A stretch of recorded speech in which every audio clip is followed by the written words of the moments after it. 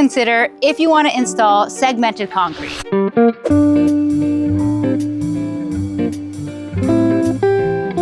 Now, when you break up concrete into little squares and rectangles and blocks, it has a really cool modern look and it's really popular. People love doing it. I think it breaks up the eye. It makes it so much more interesting than just a giant slab of concrete. But there's a few things you want to consider if this is a style that you want to move forward with.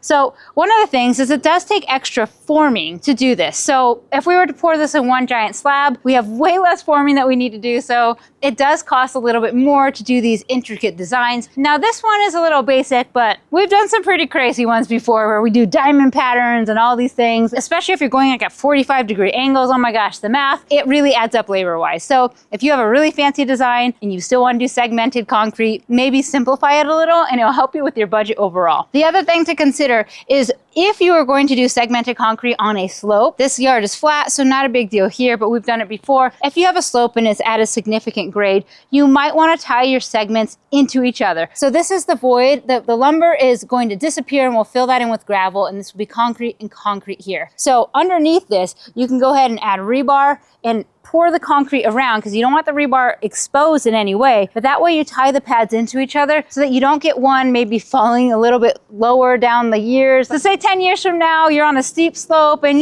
there's just been some shifting that your units are all tied into each other like a unit, so you're gonna have less of things maybe like falling off. Now that's not super common, but if you are on a big slope, something to consider, or maybe don't do segmented concrete at all. And the last thing to consider is, although I absolutely love the aesthetic because you can put little plants or rocks or anything in between, is if you're in a stroller, a wheelchair, or running things over like garbage cans regularly, it's a pain in the butt. So I don't recommend it if you plan on doing any of those things on a regular basis. At least have those main entries smooth concrete or something that is a level surface so that you're not like having a bumpy ride every day. But if it's something that only has to happen occasionally, go ahead and do the segmented concrete. If it's a side path, absolutely. And sometimes main entrances, make them segmented. That's great, especially if you have the garage that you can go through that's smooth. So you just got to consider the usage over time. So, say you're 25 and you're like, woohoo, let's do like a whole segmented, like whole front yard. And then you're like, shoot, 10 years later, you have 3 kids and you're like, God damn, the stroller. You might want to beep that.